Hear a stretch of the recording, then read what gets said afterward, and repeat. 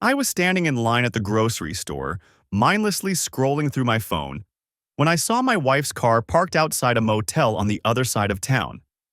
Not in person, on my neighbor's Facebook post about the sketchy places people park in broad daylight.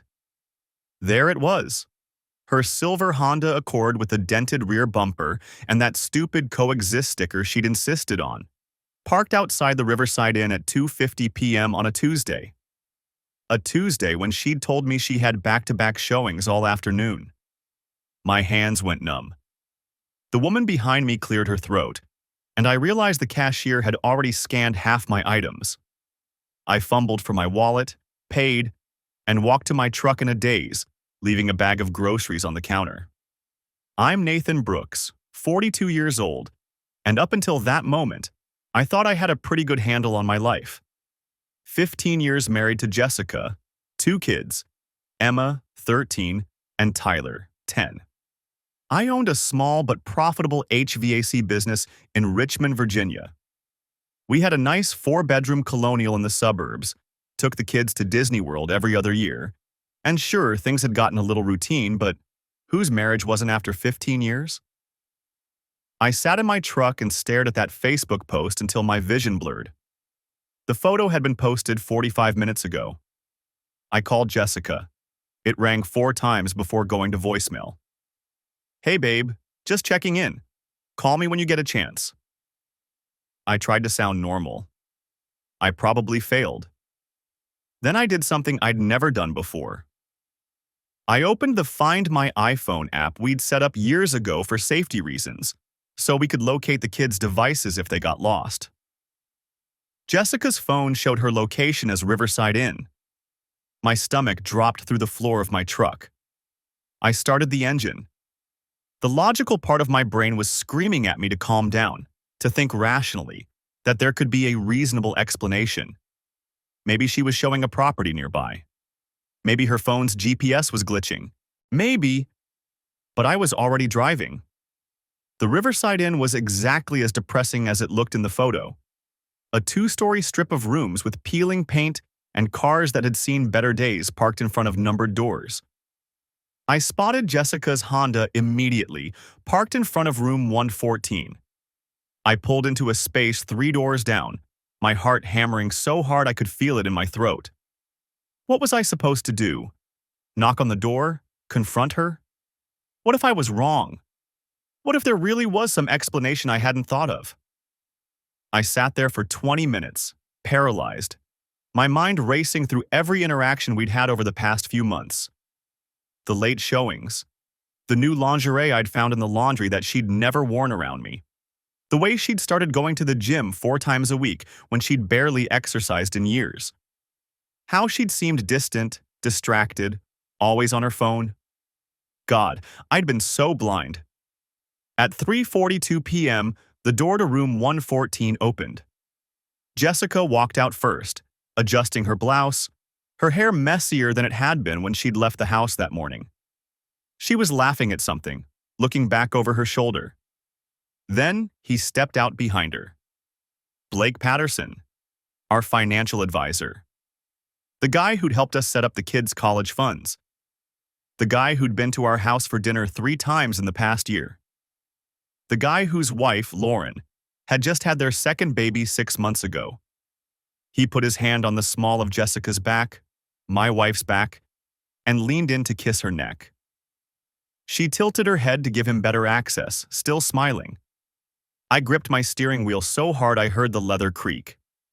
They stood there for another minute, talking quietly, before Jessica got in her car and Blake got into his black BMW parked 2 spaces over.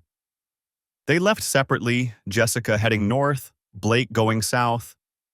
I sat in that parking lot until the sun started to set, trying to process what I'd just seen, trying to figure out when my marriage had died without me noticing. My phone buzzed. A text from Jessica. "Running late, showings took longer than expected. Can you pick up Emma from dance? Home by 6:30? The casualness of it made me want to throw my phone through the windshield. Instead, I took a screenshot. Then I drove to Emma's dance studio, plastered on a smile, and made small talk with the other parents while my daughter chattered about her day. I picked up Tyler from my mom's house. She watched him after school on Tuesdays and Thursdays. He was excited because he'd finally beaten level 12 on some video game. I told him that was great, buddy. Really great. Jessica got home at 6:45, breezing through the door with her real estate smile still in place.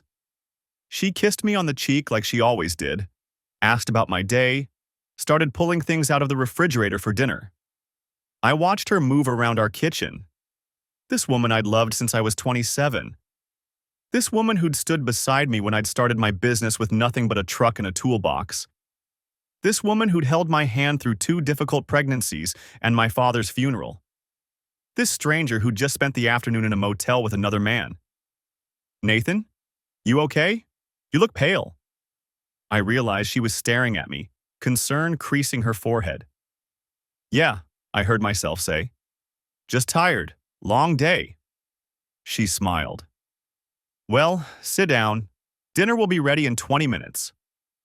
And just like that, she went back to chopping vegetables, humming along to the radio, while our children did homework at the dining room table, and I stood there wondering how the hell I was supposed to get through the next 20 minutes, let alone the rest of my life.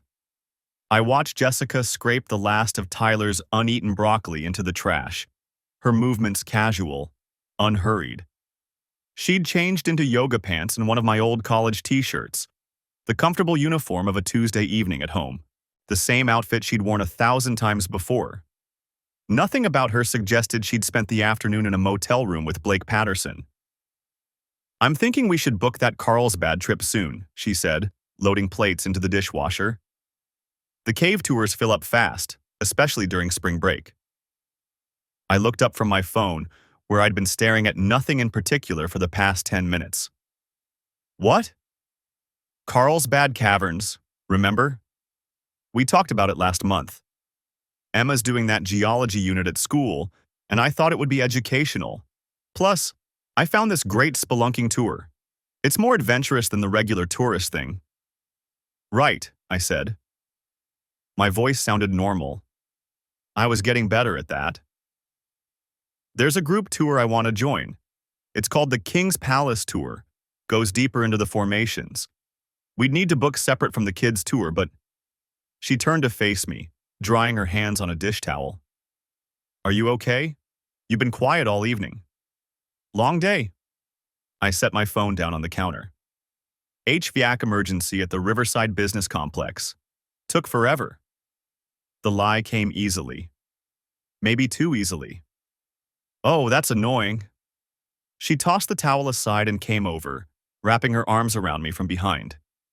I could smell her shampoo, something floral she'd switched to recently. Well, think about the trip. I really want to do it. Something different, you know?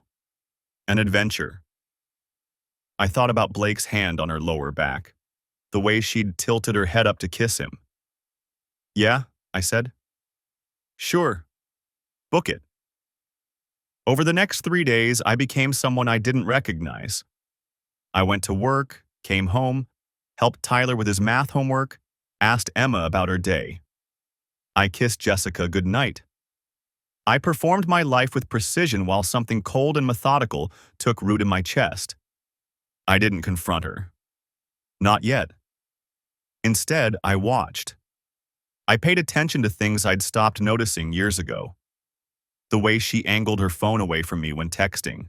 How she'd started going to the gym 4 times a week instead of 2. The new underwear that appeared in her drawer. Lace and silk, nothing practical. On Thursday evening, while she was at her yoga class, I went through her laptop. She'd left it open on the kitchen table, Facebook still logged in. It took me less than 5 minutes to find Blake's name in her message history. The messages went back 4 months. I sat there reading them, my coffee going cold beside me. They'd been careful, nothing explicitly sexual, at least not in writing. But the subtext was obvious. Inside jokes, complaints about their respective spouses, plans to grab coffee or catch up that I now understood had nothing to do with financial planning. One message from 3 weeks ago. Tuesday works. Same place? I can't stop thinking about last time. Jessica's response, 2 p.m., and me neither. This is crazy, but I don't want to stop.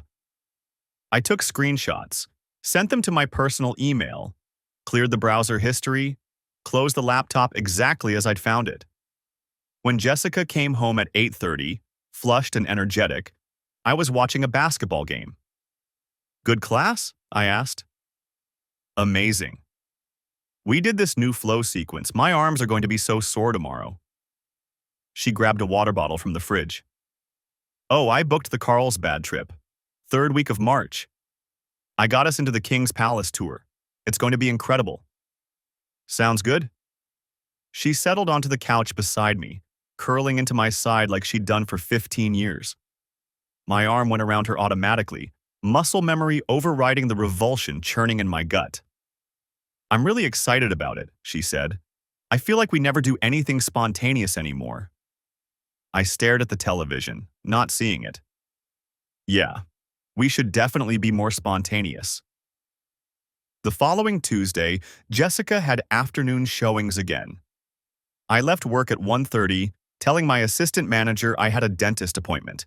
Instead, I drove to Blake Patterson's office building downtown, a glass tower on 5th Street that housed a dozen financial firms. I parked in the visitor lot and waited. At 1:47 p.m., Blake walked out of the main entrance. He was wearing a charcoal suit, talking on his phone, looking exactly like the competent professional we'd trusted with our retirement accounts and college funds. He got into a black Audi and pulled out of the lot. I followed him. He didn't go to the Riverside Inn this time. Instead, he drove 15 minutes east to a newer hotel off the highway, a Hampton Inn with fresh paint and a busy parking lot. Better cover, I supposed. Harder to be noticed. I watched him park and go inside. 10 minutes later, Jessica's silver Honda pulled in. She'd changed clothes since this morning. She was wearing a blue dress I'd never seen before, her hair down instead of in its usual ponytail. She walked into the hotel like she owned the place, confident, happy. I sat in my truck for 3 hours. At 4:52 p.m., they came out together. Blake got into his car first. Jessica waited 5 minutes checking her phone before walking to her Honda.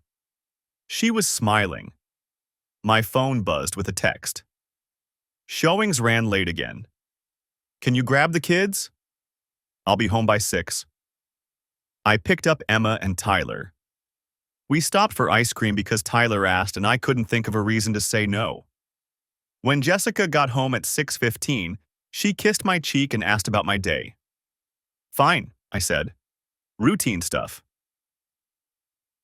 That night, after everyone was asleep, I sat in my home office and researched Carlsbad Caverns. The King's Palace tour Jessica had booked was a ranger-guided experience that took visitors deep into the cave system, 752 feet below the surface. The tour lasted about an hour and a half, winding through narrow passages and vast chambers filled with limestone formations. I read about the tours, the safety protocols, the guides who led groups through the darkness. I looked at photos of stalactites and stalagmites, of the vast underground rooms that looked like something from another world. And I started to plan. Jessica wanted an adventure, something spontaneous, something different. I could give her that. March arrived with unseasonable warmth. Jessica was practically giddy about the trip, showing me photos of the caverns on her phone, talking about the geological formations Emma would love. She'd packed a week in advance, hiking boots, layers for the cool cave temperatures, a new flashlight she'd ordered online. The guide I requested is supposed to be amazing, she said the night before we left. His name is Ryan Caldwell. He's been doing these tours for 8 years, knows every formation by heart. How'd you find him? I asked. Online reviews and... She hesitated, something flickering across her face. Blake mentioned him, actually. He and Lauren did this tour last year. There it was. Blake's name, dropped casually into conversation like it meant nothing. That's helpful, I said. We flew out the next morning.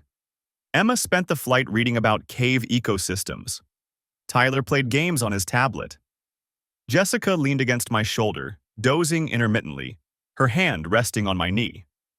I stared out the window at the clouds below and thought about room 114 at the Riverside Inn, about the Hampton Inn off the highway, about 4 months of messages and lies and afternoons I'd believed were real estate showings.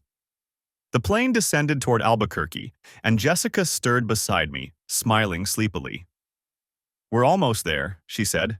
"I can't wait." "Me neither," I said. And I meant it. The flight to El Paso was uneventful.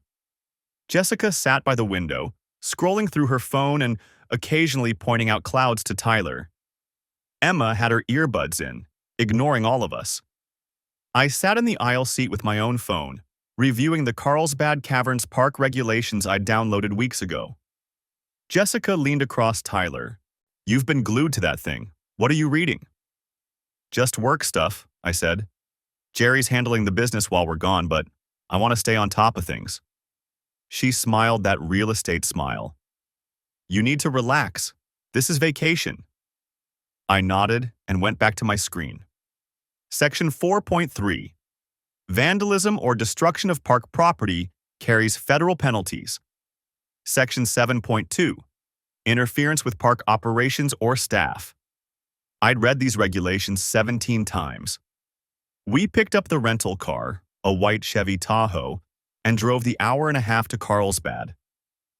Jessica had booked us at the Holiday Inn Express, 2 rooms connected by an interior door. The kids got one room, we got the other. She'd made the reservations 3 months ago, right around the time those text messages with Blake started getting more explicit. That first night, we ate at a local steakhouse. Jessica was animated, talking about all the things we'd do. The cave tour was scheduled for tomorrow afternoon at 2 p.m. King's Palace tour, limited to 52 people, descending 752 feet below the surface into chambers with names like the Queen's Chamber and the Papoose Room. "Blake said the guide who leads the afternoon tours is incredible," Jessica said, cutting into her ribeye. "Really knows his stuff. Makes it come alive." I watched her across the table. "Blake's been here?" "Oh, he mentioned it when I told him we were planning this trip. He and Lauren came here years ago before the kids." Before the kids. Before Lauren got fat from 2 pregnancies. Before Blake started screwing my wife in budget motels every Tuesday and Thursday afternoon. "That's nice of him to recommend it," I said. Emma looked up from her phone. "Can we do the gift shop after the tour?" "Of course, sweetie," Jessica said. I excused myself to the restroom and stood in the single-stall bathroom, hands gripping the sink.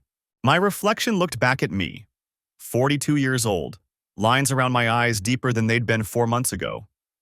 I splashed cold water on my face and returned to the table. That night, Jessica wanted to have sex.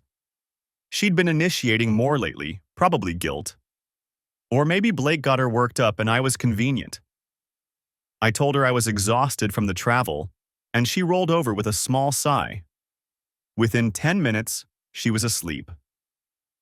I lay there in the dark, listening to her breathe, thinking about the backpack I'd packed separately from our main luggage, thinking about the small tube of industrial-grade epoxy I'd bought from a specialty supplier in Richmond, thinking about the burner email account I'd created at the public library. The next morning, we did the self-guided tour of the big room, the massive main chamber accessible by elevator. Tyler was fascinated by the formations. Emma took approximately 600 photos for her Instagram.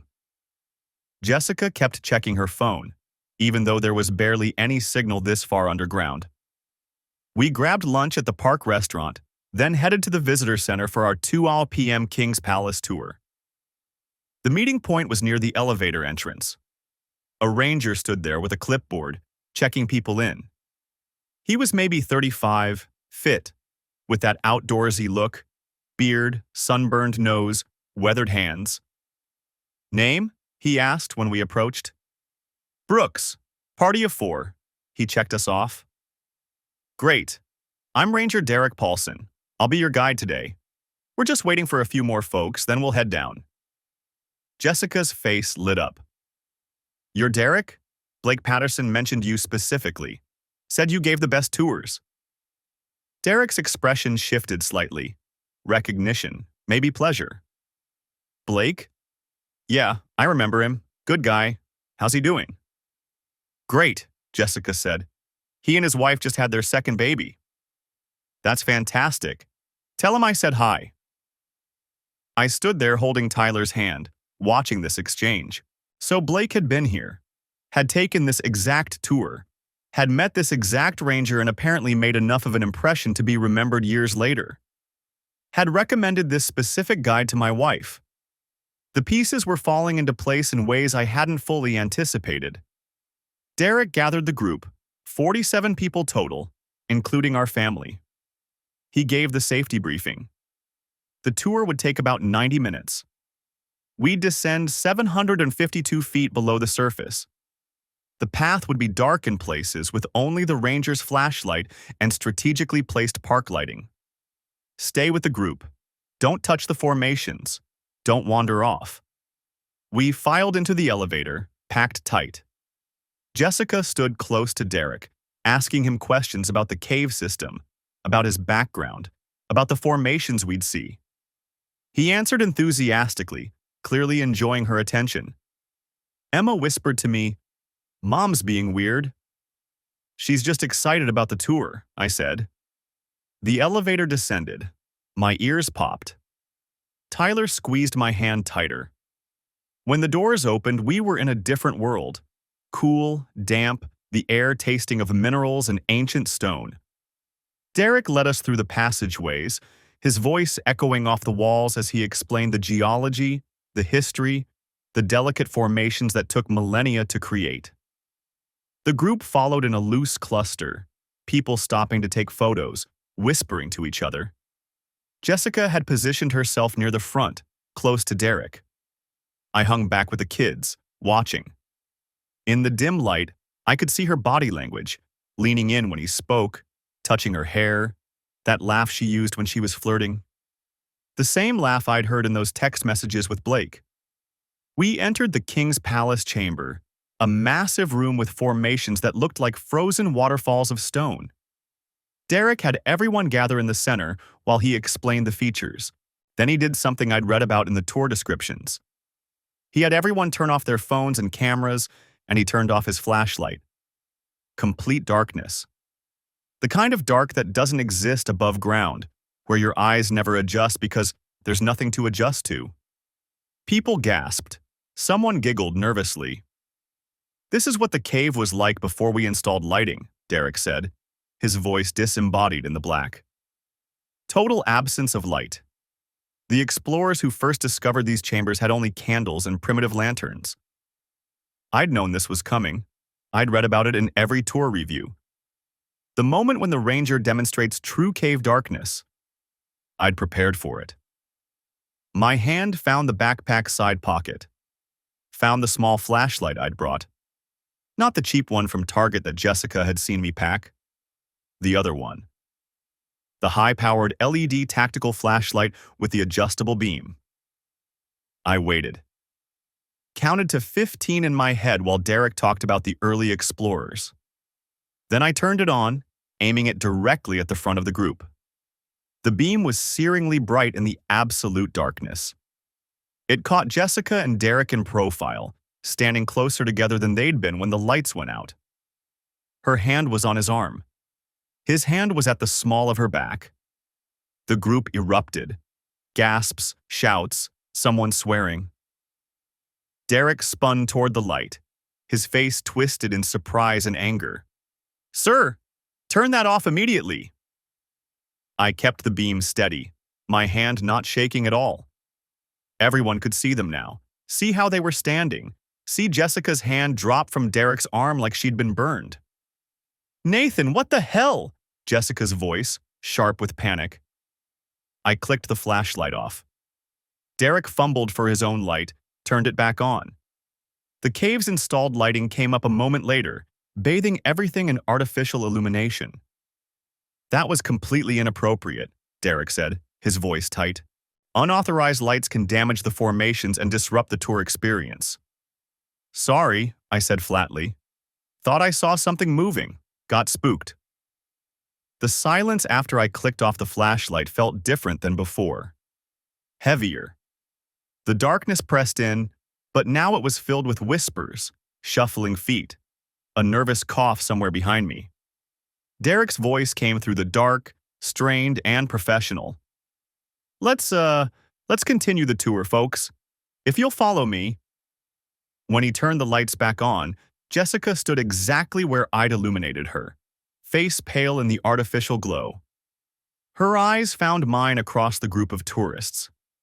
I watched her expression cycle through shock, calculation, then settle on something like defiance.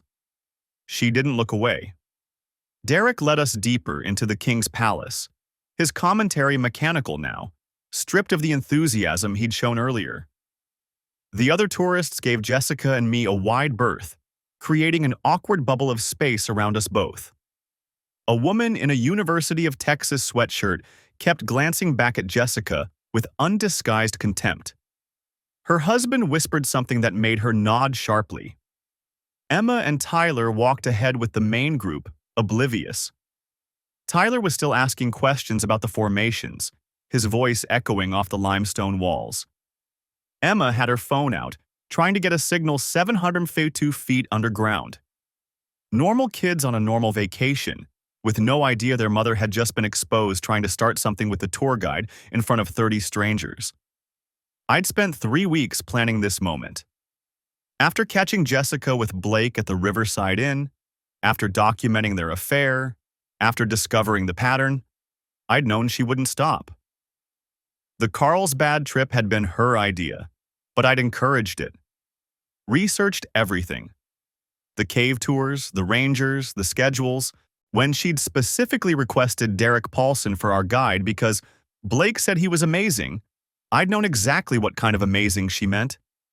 Blake had taken this same tour 6 months ago, business trip to Albuquerque with a detour to see the caverns. I'd found the photos on his Facebook, him grinning next to a ranger who looked exactly like Derek. Young, fit, outdoorsy. Jessica's type, apparently. Blake's post had been tagged at Carlsbad Caverns National Park, and one comment from a woman named Stephanie said, "Derek gave us the best tour, so knowledgeable and fun." Jessica collected men like Emma, collected those stupid squishmallow toys. Blake wasn't enough. She needed the thrill of someone new, someone different.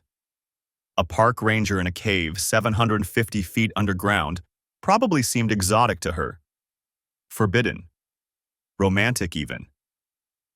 The tour ended 40 minutes later at the elevator shaft that would take us back to the surface. Derek stood by the entrance, his ranger smile looking more like a grimace. Thanks for joining us today, folks. Please remember to stay on marked trails and respect all park regulations. Jessica pushed past him without a word. I hung back, waiting until most of the group had filed toward the elevator.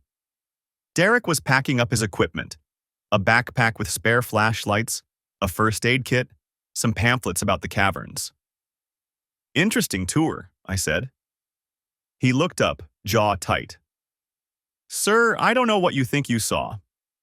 I saw exactly what everyone else saw. My wife touching you. You touching her. Pretty cozy for a professional guide. It wasn't. She was just asking about the formations and, in total darkness, while standing close enough to share breath.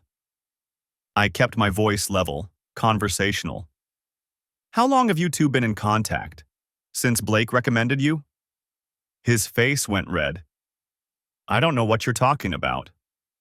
Blake Patterson, financial advisor from Richmond, Virginia. Took your tour in March. Tagged you on Facebook. Ring any bells? Derek's hands stilled on his backpack. I meet hundreds of tourists. Sure. But how many of them have wives who message you afterward? How many specifically request you for their family tours? I watched him process this, watched the realization dawn that I knew more than he'd assumed. The elevator dinged behind us. Jessica stood inside with the kids, holding the door with an impatient expression. "You coming?" she called. "1 minute," I said. Then, to Derek, "Enjoy the rest of your shift." I walked to the elevator, leaving him standing there with his equipment scattered around his feet. Jessica's jaw was clenched, her eyes fixed on the elevator buttons. Emma was scrolling through cached photos on her phone. Tyler was reading the safety placard. "That was so cool, Dad," Tyler said. "Did you see the size of those stalactites?" "I did, buddy. Pretty impressive." The elevator rose through 750 feet of limestone and darkness. Jessica's phone buzzed. She glanced at it, then quickly silenced it. I caught a glimpse of the notification. A text from a contact labeled Ranger Info. She must have gotten his number somehow. Maybe Blake had passed it along. Maybe she'd called the park directly. We emerged into the gift shop, blinking in the sudden brightness. Tourists browsed postcards and geodes. A kid begged his parents for a stuffed bat. Everything aggressively normal. "I need to use the restroom," Jessica announced, already walking away. "Me too," Emma said, following her. Tyler tugged my sleeve. "Can I get a souvenir? They have these cool rock samples." "Sure, go pick something out." I watched him dart toward the mineral display, then pulled out my phone. I'd photographed Derek's backpack while he was distracted, specifically the name tag on the outside pocket with his employee number. I'd also noted the Park Service logo, the official equipment, the ranger badge on his uniform. In the truck that morning before the tour, I'd prepared everything. A small tube of industrial epoxy, the kind I used in HVAC work. Strong enough to seal metal joints, more than strong enough to seal a backpack's zipper shut. I'd waited until Derek set his pack down during the tour when he was pointing out some formation to the group. 30 seconds was all it took. A thin bead along each zipper track, barely visible. By now, it would be fully cured. He'd discover it when he tried to access his equipment. First aid kit, emergency supplies, spare batteries, all sealed inside. A violation of Park Service safety protocols.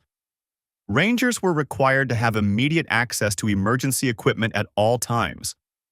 The second part had been easier. Last night, from the hotel room while Jessica showered, I'd called the Park Service emergency line. Used a voice recorder app to play bat sounds in the background. The high-pitched squeaking, the flutter of wings.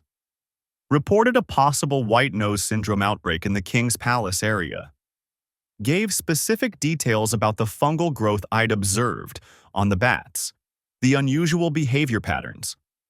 White nose syndrome was a serious threat to bat populations, a fungal disease that had devastated colonies across the country. The Park Service took reports extremely seriously.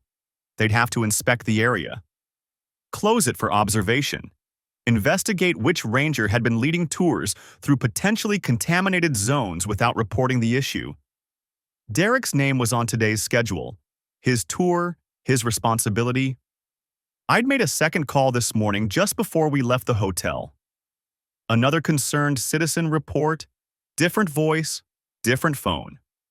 Mentioned seeing a ranger acting inappropriately with a tourist during yesterday's tour. Didn't give names, just descriptions. Young ranger, dark hair, King's Palace tour. Seemed very friendly with a female tourist. Touching, standing too close, made other guests uncomfortable. The Park Service didn't mess around with harassment complaints or safety violations.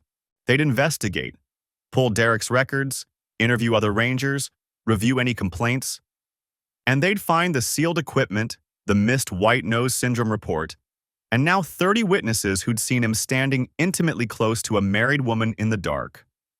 Jessica emerged from the restroom, Emma trailing behind. She'd reapplied her lipstick, fixed her hair, trying to compose herself. "Ready to go?" she asked, voice tight. "Almost. Tyler's picking a souvenir."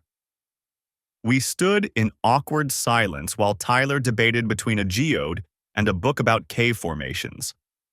Jessica's phone buzzed again. She ignored it. "You embarrassed me back there," she said quietly. I looked at her. Really looked at her. This woman I'd been married to for 15 years, who'd shared my bed and raised my children and apparently decided somewhere along the way that I wasn't enough. That Blake wasn't enough. That she needed to collect experiences and men, like they were postcards from places she'd visited. "I embarrassed you," I repeated. "That flashlight stunt. In front of everyone. Tyler and Emma could have seen what exactly? Their mother flirting with the tour guide? Standing close enough to kiss him in the dark?" Her face flushed. "It wasn't like that. We were just talking about the formations and don't. I saw the text notification. Ranger info. How long have you been planning this?" She opened her mouth, closed it. Emma was watching us now, frown creasing her forehead. "Is everything okay?" Emma asked. "Fine, sweetie," Jessica said, voice instantly bright. "Just discussing dinner plans." Tyler bounded over with a geode, already cracked open to reveal purple crystals inside. "This one. Can I get this one?" "Sure, buddy. Let's check out." I paid for the geode while Jessica stood by the exit, arms crossed. Emma kept glancing between us, that worried expression deepening. She was 13, old enough to sense when something was wrong, not quite old enough to understand what. We walked to the parking lot in silence. The New Mexico sun beat down, harsh and unforgiving after the cool darkness of the caves. Our rental SUV sat in a sea of other vehicles, tourist families loading up, heading to their next destination. Jessica's phone rang. She looked at the screen, declined the call. "Get in the car," I said to the kids. They scrambled into the back seat, Tyler already examining his geode in the sunlight. Jessica stood by the passenger door, hand on the handle. "We need to talk," she said. "Yeah, we do, but not here, and not now." "Nathan, get in the car, Jessica." She did. I started the engine, pulled out of the parking lot, began the long drive back to our hotel in Carlsbad. In the rearview mirror, I could see the visitor center growing smaller. Somewhere inside, Derek was probably discovering his sealed equipment. Probably getting a call from his supervisor about the bat reports, the harassment complaint. His guide license would be suspended pending investigation. Maybe revoked entirely, depending on what they found. The sealed equipment alone was a serious safety violation. Add in the harassment complaint, the missed white nose syndrome report, and he was finished. Jessica stared out the window, jaw clenched, phone clutched in her lap. It buzzed twice more before we reached the highway. She didn't answer. I drove in silence, hands steady on the wheel, while the caverns disappeared behind us and the flat New Mexico landscape stretched ahead. The darkness returned with a collective gasp that echoed off limestone walls. Someone behind me was crying. Derek's voice came through the void, shaky now, stripped of its earlier confidence. "Ladies and gentlemen, if everyone could please remain calm and follow the sound of my voice. We'll be proceeding to the exit now." I kept the tactical flashlight in my jacket pocket, finger resting on the switch. The cave's regular lighting flickered back on, revealing Jessica standing exactly where Derek had left her, 15 feet from the tour group, her face the color of the calcite formations around us. Derek had moved away, putting distance between them like that would somehow undo what 47 people had just witnessed. Emma grabbed my arm. "Dad, what happened? Why was Mom over there?" "She got confused in the dark, sweetie. Easy to do down here." Tyler wasn't buying it. At 10 years old, he'd already developed Jessica's ability to read a room. He looked at his mother, then at Derek, then at me. I watched him file it away for later. The walk back to the surface took 23 minutes. Nobody spoke. The usual questions about formation names and cave temperatures died in the stale air. Derek led us through the passageways with his backup flashlight. The primary one I'd epoxied shut was still clipped uselessly to his belt. He kept his explanations to the bare minimum. Watch your head here. Stairs coming up. Stay to the right. I stayed at the back of the group with the kids. Jessica walked alone in the middle, her new hiking boots, purchased specifically for this trip I'd noticed, clicking against the stone pathway. She hadn't looked at me once since the lights came back on. We emerged into the gift shop at 4:17 p.m. The transition from 56-degree cave air to the 89-degree New Mexico afternoon hit like a wall. People scattered immediately, avoiding eye contact, hurrying toward the parking lot like they'd witnessed a car accident and didn't want to be called as witnesses. Derek spoke to a woman at the information desk, his voice too low for me to hear. She glanced at our group, then picked up a phone. "I need to use the restroom," Jessica said. First words she'd spoken in almost half an hour. She didn't wait for a response, just walked toward the sign marked restrooms, with that same purposeful stride she used when showing houses to difficult clients. Emma followed her. Tyler stayed with me. "Dad?" "Yeah, bud." "Are you and Mom okay?" I looked down at my son. He had Jessica's eyes, but my tendency to notice things people wanted hidden. "We're working through some stuff." "Is that why we came here? To work through stuff?" Smart kid. Too smart. Something like that. Through the gift shop windows, I watched Derek talk to a park ranger in a different uniform. Supervisor, probably, based on the additional patches. Derek kept gesturing back toward the cave entrance. The supervisor's expression shifted from confused to concerned to angry in the space of 30 seconds. My phone buzzed. Text from Jessica. "We need to talk. Not here." I didn't respond. The epoxy I'd used on Derek's gear bag would take specialized solvents to remove. The bag contained his personal climbing equipment, backup radio, and, most importantly, his certification documents for the specialized cave rescue training that qualified him to lead tours in the deeper caverns. Without access to those documents, he wouldn't be able to prove his qualifications when the investigation started. And the investigation would start soon, probably within the next 48 hours, once my carefully worded emails to the Park Service's regional office were reviewed. I'd sent 3 separate reports using different anonymous email accounts created from the Albuquerque Public Library 2 days ago. The first detailed concerns about ranger conduct with female tourists. The second mentioned possible white nose syndrome exposure protocols being violated. The third, sent to the Wildlife Management Division, suggested that rangers were disturbing bat colonies for dramatic effect during tours. None of it was true. All of it was documented with just enough specific detail to trigger formal review processes.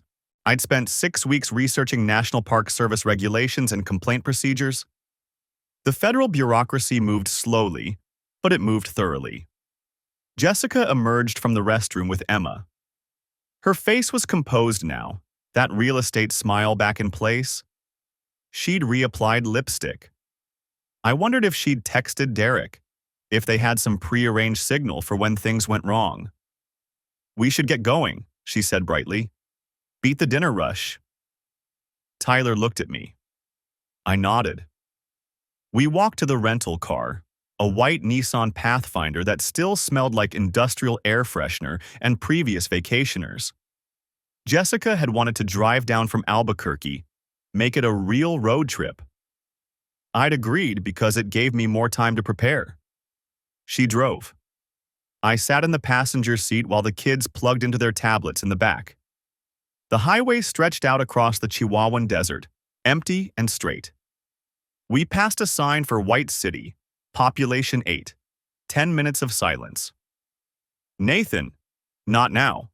We need to—" I said not now. I kept my voice level. The kids had earbuds in, but I wasn't taking chances. She gripped the steering wheel tighter. Her knuckles went white. "You're being ridiculous. I got disoriented in the dark. That's all that happened." Okay, okay, that's all you have to say? I looked out the window at the desert scrub rolling past. A hawk circled something dead on the roadside. What do you want me to say, Jess? I want you to stop acting like I did something wrong. The laugh came out before I could stop it. Short, bitter. You're right. Getting caught standing in the dark with another man 700 feet underground is totally normal behavior. My mistake? I wasn't caught with anyone. Derek was showing me a different formation and, Derek, first name basis. That's nice. Her jaw clenched. He's our tour guide. What am I supposed to call him? I don't know. Maybe the guy my husband is paying $200 to show us around caves instead of the guy I specifically requested because Blake recommended him after taking this exact same tour 3 months ago. The car swerved slightly. She corrected it. What are you talking about? Blake's Facebook, Jess. He posted about the Carlsbad trip in March. Mentioned Derek by name. Said he was the best guide in the park. You booked this vacation 2 weeks after that post. Requested Derek specifically when you made the reservation. I called the park office and asked. Silence. The air conditioning hummed. Tyler shifted in the back seat. You're being paranoid, she finally said. Am I? Yes. You're seeing things that aren't there. Blake recommended this place because it's beautiful and educational for the kids. I requested Derek because Blake said he was good. That's it. There's no conspiracy. I pulled out my phone, opened the Photos app, started scrolling through the screenshots I'd taken over the past 3 weeks. Jessica's text messages to a number saved as Office Derek P. 47 messages over 18 days. Half of them sent after 10 p.m. I held the phone where she could see it without taking her eyes off the road for too long. Her face went pale again. The car slowed from 70 to 60 to 55. A truck blew past us, horn blaring. How did you? Find My iPhone has a really useful feature. You can access iCloud backups from any device if you have the password, which I do, because you made me set up the family sharing plan 2 years ago, remember? For safety. You've been spying on me. I've been paying attention. There's a difference. She pulled off at the next exit. A gas station and a boarded-up restaurant were the only signs of civilization. She parked at the far end of the empty lot, killed the engine, and turned to face me. Kids, stay in the car, she said. Mom, Emma started. Stay in the car. We got out. The heat was oppressive, the sun still high despite it being after 5 o'clock.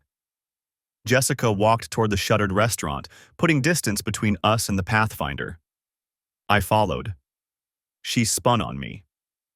You want to do this now? Fine, let's do this. Yes, I've been talking to Derek. Yes, I thought he was attractive. Yes, maybe I was flirting a little. But nothing happened. Nothing was going to happen. You humiliated me in front of all those people for nothing. For nothing. Yes, for nothing. God, Nathan, when did you become so paranoid and controlling? I pulled up another screenshot. Jessica and Blake at the Riverside Inn, 2:47 p.m. on a Tuesday. The photo I'd taken from my truck. Her mouth opened, closed, opened again. 4 months, Jess. I've known for 4 months. The fluorescent lights of the gas station hummed above us. Jessica's face had gone from flushed anger to something else. Calculation. I recognized that look. She was trying to figure out what I had, what I knew, how much damage control she needed. 4 months, she said quietly. You've known for 4 months and you didn't say anything? I wanted to understand what I was dealing with. What you were dealing with? Her voice rose. Nathan, if you thought something was wrong, you should have talked to me. We could have… Could have what? I kept my voice level. Gone to counseling? Worked on our marriage? While you were meeting Blake at the Riverside Inn every Tuesday and Thursday at 2:30? She flinched. The specificity landed like I knew it would. And then, I continued, when I'm documenting everything, gathering evidence, trying to figure out if my marriage is salvageable, or if I need to protect myself and the kids, you book a family vacation to Carlsbad and specifically request Ranger Derek Paulson for our tour. I didn't. 47 messages in 18 days, Jessica. I have all of them. The iCloud backup is a beautiful thing. A minivan pulled up to the pump behind us. A woman got out, glanced at us, then quickly looked away. We probably looked like any couple having a tense conversation. She had no idea she was pumping gas 15 feet from a marriage detonating in slow motion. You went through my phone. Jessica's tone shifted to indignation, like she'd found the moral high ground in a swamp. Your phone, your iCloud, your messages to our financial advisor about how his hands felt on your skin. Your messages to a park ranger you'd never met, telling him you couldn't wait to see him in person. I pulled out my phone, scrolled to a screenshot. Here's a good one. Blake says you're amazing with the cave tours. I love a man who knows his way around tight spaces. Her face went white. That's not what it sounds like. Really? Because it sounds like you were already planning to sleep with Derek before we ever got on the plane. It sounds like you've turned our family vacation into your personal dating service. The minivan woman finished pumping, got back in, and drove away quickly. Smart. I want to go home, Jessica said. We need to talk about this at home, not in a gas station parking lot in New Mexico. We're not going home together. What? I've already changed your return flight. You're flying back tomorrow morning, alone. I'm taking Emma and Tyler home on our original flight Saturday. You can't. I can. I did. Your boarding pass is in your email. I met her eyes. You're going to go back to the hotel, pack your things, and check into a different room for tonight. Tomorrow you fly home. When you get there, you'll find that I've moved half the money from our joint accounts into a separate account, exactly half. You'll also find that I've retained Dennis Walsh. Dennis Walsh was the divorce attorney who'd handled my uncle's case 3 years ago. The uncle had walked away with the house in primary custody. Jessica's mouth opened, closed. You're divorcing me. Yes. Because of Blake. Her voice was small now. Because of Blake. Because of Derek. Because of whoever else there's been that I don't know about yet. I put my phone back in my pocket. Because you took our children on vacation and tried to hook up with the tour guide while they were standing right there. Nothing happened with Derek. Nothing. Only because I was there. Only because I lit you up in front of 47 witnesses. I felt the anger rising now, hot and clean. You want to know what the worst part is? Not Blake. I mean, Blake's bad. Our financial advisor. The guy who's been to our house for dinner. Whose wife just had a baby. That's pretty terrible. She was crying now, mascara starting to run. But the worst part is that you brought the kids into it. You used Emma and Tyler as cover for your vacation hookup. You were going to do what exactly? Sneak off during the day? Tell them mommy's going on a special adult tour? What was the plan, Jessica? There was no plan. I wanted to meet him. I thought he seemed interesting. You thought a 28-year-old park ranger seemed interesting, based on what Blake told you about him after Blake's trip out here. Do you see how insane that is? A truck pulled up to the pump on the other side. The driver got out, started fueling, carefully not looking at us. I want to talk to Emma and Tyler, Jessica said. No. They're my children, Nathan. You can't keep me from... You'll see them Saturday when we get back. Until then, you're going to do exactly what I said. Different hotel room tonight. Flight home tomorrow. When you get back to Richmond, you're going to move into the guest room. You're not going to discuss any of this with the kids until we've met with Dennis Walsh and figured out how to tell them. This is crazy. You can't just... I can. I have. The alternative is, I call Blake's wife Lauren right now and tell her everything. Then I call the Park Service and tell them that Ranger Derek Paulson has been having inappropriate communications with a married tourist. Then I post every single message you sent to both of them on Facebook and tag everyone we know. It was a bluff. Mostly. I wasn't going to humiliate my kids like that. But Jessica didn't need to know that. You wouldn't. Try me. 4 months, Jessica. I've had 4 months to get very comfortable with doing things I never thought I'd do. The truck driver finished pumping, got back in, drove away. We were alone again under the fluorescent lights. What did you do to Derek's equipment? Jessica asked suddenly. The question surprised me. What? His bag. The one that wouldn't open. What did you do to it? I smiled.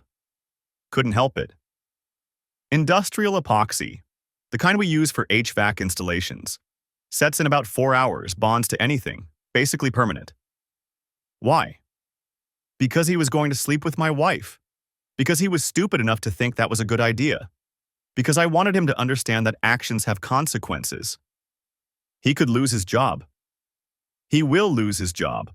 The sealed equipment bag is a safety violation. The reports I filed about his inappropriate contact with tourists will trigger an investigation. The White Nose Syndrome report will bring in the federal wildlife people.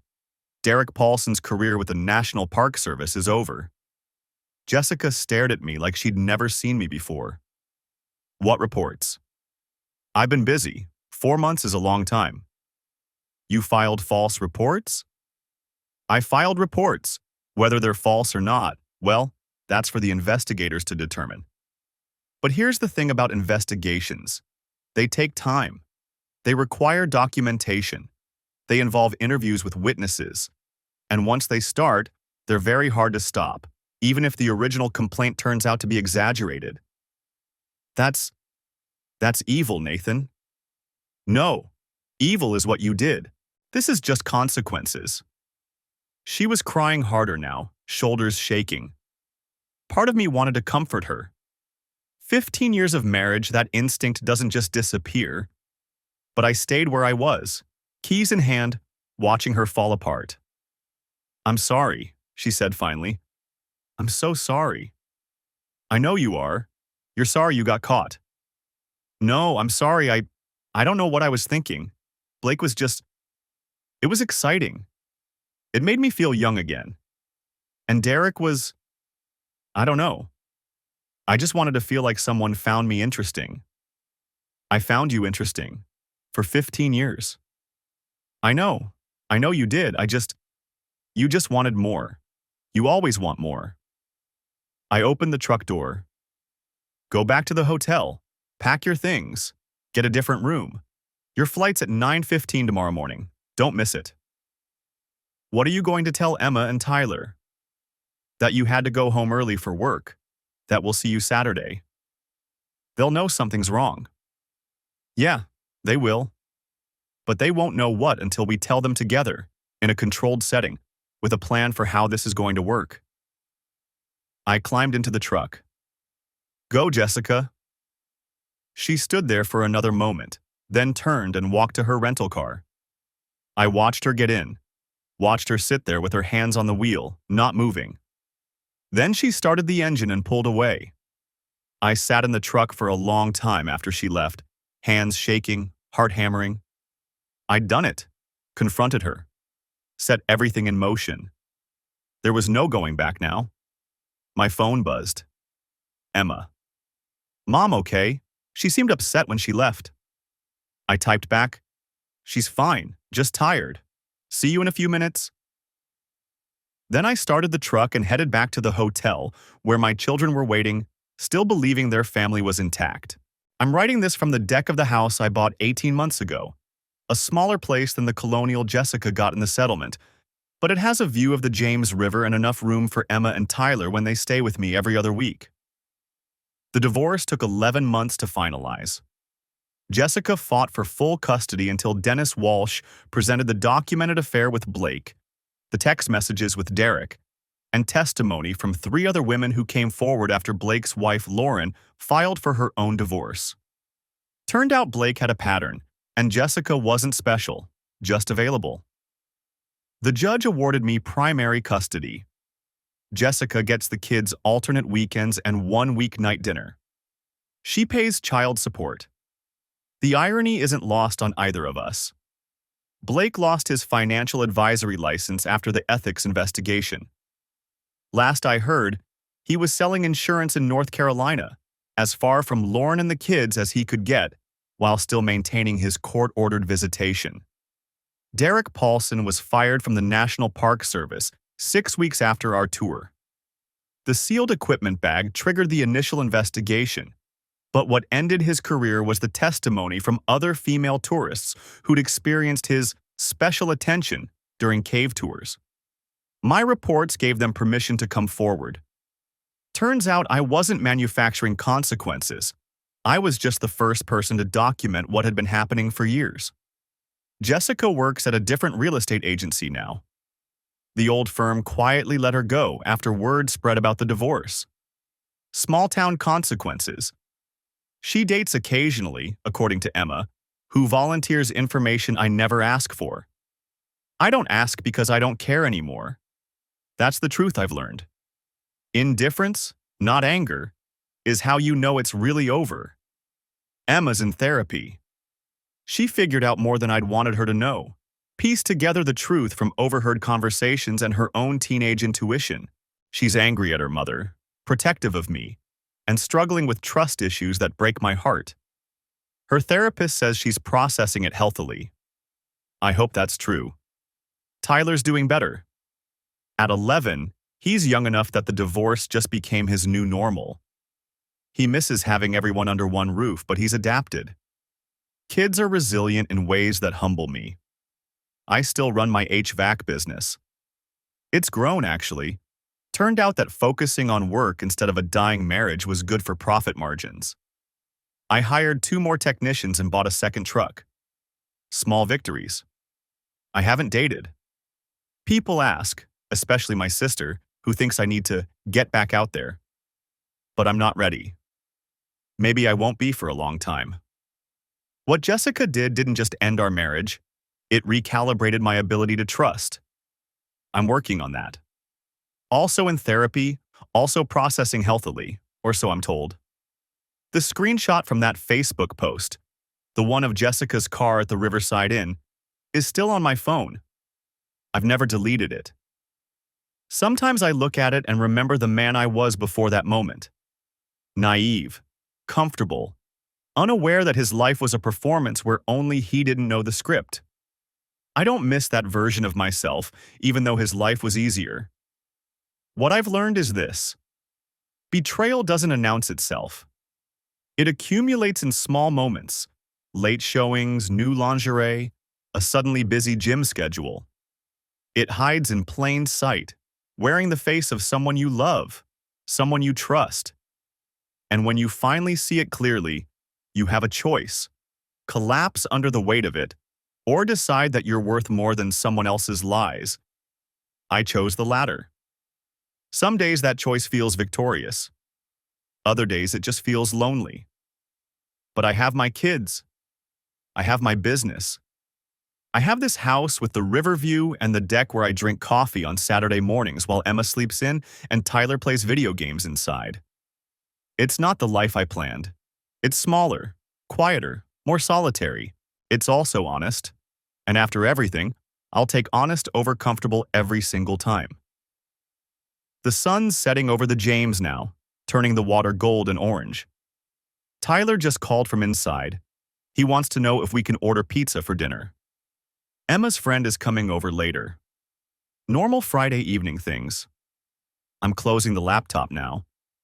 Going inside to be with my kids, to live this smaller, honest life I've built from the rubble of the one that collapsed. The cave tour was 18 months ago, but I can still remember that darkness. Absolute, disorienting, the kind where you can't see your hand in front of your face. I remember turning on that tactical flashlight, illuminating what was hidden, forcing everyone to see what I'd been seeing alone for months. That's what truth does. It's harsh and unforgiving, and it destroys the comfortable darkness where lies live. But it also shows you the way out. And eventually, if you keep following that light, you find yourself somewhere better, somewhere real, somewhere like here, on this deck, with my children inside and the river flowing past and the knowledge that I survived the worst betrayal of my life by refusing to pretend it wasn't happening. Tyler's calling again. Pizza won't order itself. I'm going inside now, to this life I didn't choose but have learned to build anyway. It's enough. Some days, it's more than enough. It's mine.